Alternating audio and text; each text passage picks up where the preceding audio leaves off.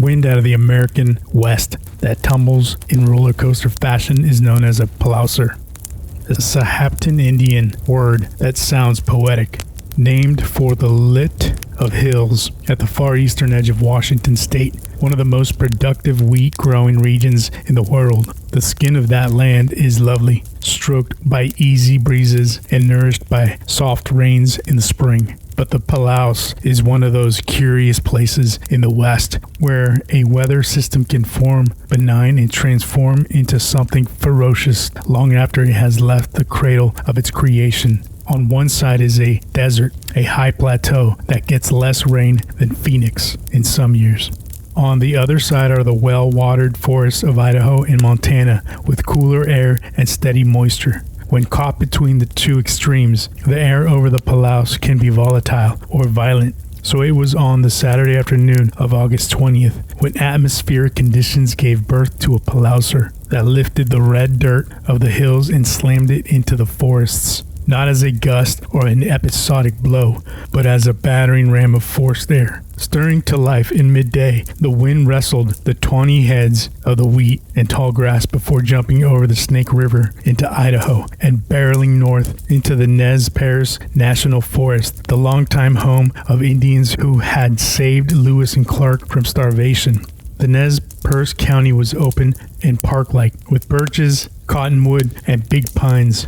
Room enough for the wind to bounce around, fresh spring in its step after every impact. In the canyons of Clearwater National Forest, the air climbed swiftly through the mountains, the big river that gave the forest its name. Flat and glassy in the lazy part of the day, became white-capped and shaggy as the Palauser raked over it. When it ran into walls of ancient rock, the wind compacted and accelerated, forcing its way upward. Following the contours of the land, the racing wind hit the first fires in a mix of pines at the lower elevations. These fires had been ignored by the Forest Service, left to burn out once the underbrush was consumed. The wind took the hot floor of the simmering forest and threw it into the air, where it lit the boughs of bigger ponderosa and white pines, which snapped off and also rode the force of the upward acceleration. Pine sap heated quickly and hissed as it reached a boiling point. Every head wall, every dead end of canyon,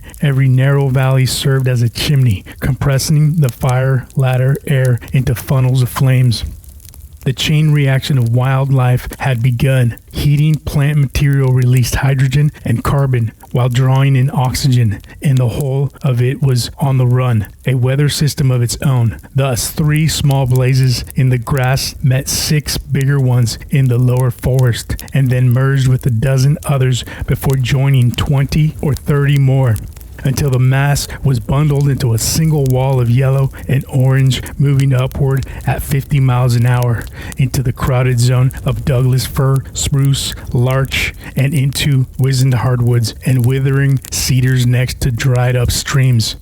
Moving faster than a horse could run, all at once, it burned at the shrubs and limbs of lower tiers of the forest. It burned at thick mid-height.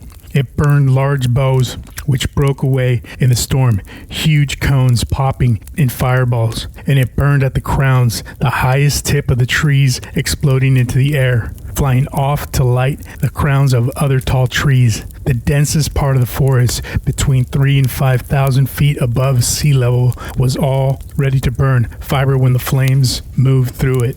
In pops and cracks and snaps and gulps and gasps and whistles, the fire metastasized, more clamorous with every fresh intake, charging ahead. Any leftover little fire that might have smoldered and smoked in a last gap was given new life by the wind, yanked from the ground, pitched into the river of flames, into the current of the now unrecognizable Palauser.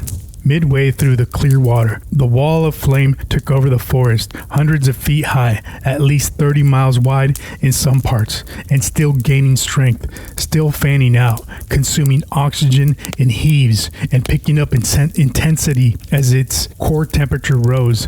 The fire was a classic convection engine now. Heat rising, pulling the hottest elements upward, a gyro of sparks and flame. After racing through the Clearwater and Nez Perce forest, leveling nearly all living things in the Kelly Creek region, the fire swept up trees at the highest elevations. At this altitude, along the spine of the Bitterroot, the wind moved without obstruction, and the fire itself threw brands 10 miles or more ahead of the flame. The storm found the Montana border and spit flames down into the heavy settled Bitterroot Valley. It found the Lolo forest and crossed over the pass and along the summits, jumping ridgeline to ridgeline. At the peak of its power, it found the Coeur d'Alene forest, leading with a punch of wind that knocked down thousands of trees before the flames took out the rest of the woods.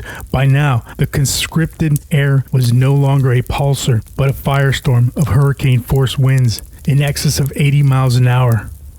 What had been nearly 3,000 small fires throughout the three-state region of the Northern Rockies had grown to a single large burn. The advanced force of the firestorm just ahead of the flame was so strong it uprooted bark-armored trees that had held to a piece of ground for 3 centuries or more. Entire sections of the forest were mowed down as if they were blades of grass. Deer were trapped by falling timbers, some crushed, others suffocated. Smaller animals emerged from the shelter in the hollows of trees, driven out by heat and smoke, only to die in the collapsing forest. Funnels, columns, and whirlwinds formed in the storm, each breaking out in a separate dance of gas and flame.